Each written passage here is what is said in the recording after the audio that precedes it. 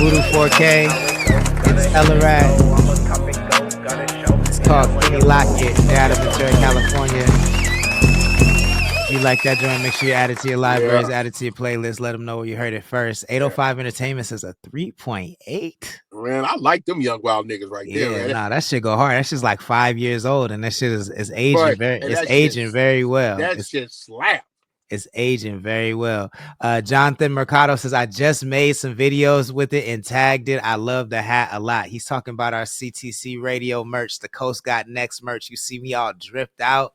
Very simple design, very elegant, very demure. Get yourself some, become a member, connxct.club. You get 10% off your first order. If you order over $100, you get free shipping. We got beanies, t-shirts, hoodies, towels, all kinds of shit. So go check it out. And more on the way. Key says this song went platinum on here. That part. Trap God in the chat. He says, "Hey now, thank you for joining. Please share the stream if you wouldn't mind." Cool. So then let's start off with stuff that's outside of the coast first. Okay. Outside of the coast. So we can start with Jim Jones. I feel like since you're about to do a short on it, I'm sure you're studied up on it. Can you give the people the background of what's going on and your opinion on it? Well, Jimmy had a they call him Jomo now. Jimmy had an interview with Justin LeBoy, right? And in that interview, he sent shots at Cam, 50 Cent, Mace. And that video was off an interview that Cam and Mace had with 50, right? So in that interview, I don't think they just Jim, but Jim wasn't his interview and just like, I did a lot for them. You know what I'm saying? Cam and Mace wasn't even friends, and 50 couldn't do nothing with me. They're basically shooting shots. So, the bully that 50 is, 50 got at Jim last week. You know what I'm saying? Cameron took a few days, but Cam came out this morning swinging. You know what I'm saying? Mm-hmm. Said a nigga ain't from Harlem. Said Mace taught you how to rap. Your granny lived in Harlem. You was a fan. And basically made a video this morning on it is what I forget what they podcast called, bro. It is what it is, right? Yeah, it is what it is. And the funny thing about it was Cam was dressed up like he was coming to America, and Mace was sitting over there with a big old bucket of popcorn. Yo, he was going in on that popcorn. Yeah, so I think it's a situation where you talk too much, Cam and them talking about some history of when Dipset had internal affairs and 50 had did something, having Jim show up to the show. Jim felt a certain type of way about it and got the bump in his gums. When Cam is just as petty as 50. You know what I'm saying? So They running them through the mud right now. Dang. And so where do you stand? What's your opinion on it? I'm here. I need a bucket of popcorn like Mace. Do you think, because if you haven't seen it, there's a lot of backstory to it, so you got to go check it out. But Jim Jones kind of sounds like he wants his credit for his cultural impact. Now, two questions: do you think his contributions to Dipset were as impactful as he says they are? No. And is he justified in his actions? No, he sounds bitter. He sounds bitter like Dame Dash is with Jay-Z, bro. Like you like, bro, these questions that you were asked by this other dude weren't even granted for you to go on a rant and you went on. You know what I'm saying? Like, they weren't over there just dogging you out on the interview. They weren't over there just dragging you. You know what I'm saying? They were talking about things that happened in the back. There's a lot of backstory, but you keep putting it out there like you made Dipset. No, you did not. Everybody knows the heart and soul of Dipset was Cameron. You can't wrap your way out of a paper bag next to Cam. So that's poking a bear. Yeah. So now you in a dissing match with him, and you just did a Rap Radar free show talking about it's still Harlem, when a Harlem OG is talking about you're not from Harlem. It's a bad look. You know what I'm saying? Yeah, no, I feel that. Yeah.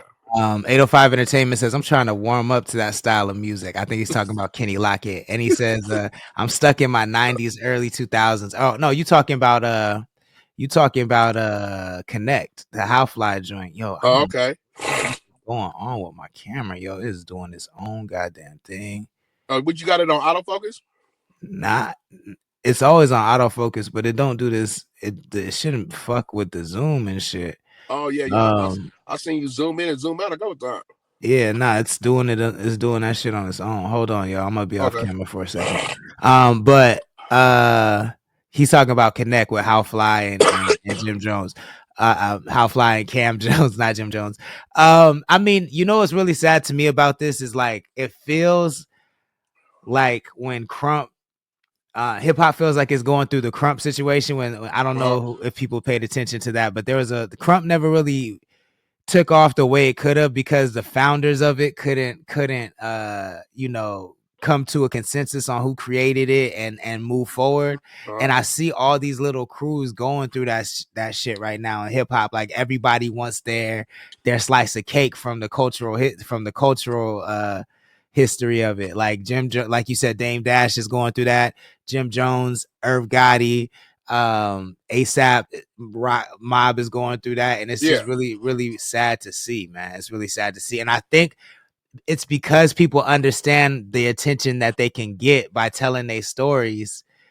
It's almost that is the fact that anybody can start their own platform is kind of hurt us a little bit. Yeah, you know, it's really like keeping score. You know what I'm saying? I really feel if you know what you impacted, and there's a fan base that know what you impacted, right?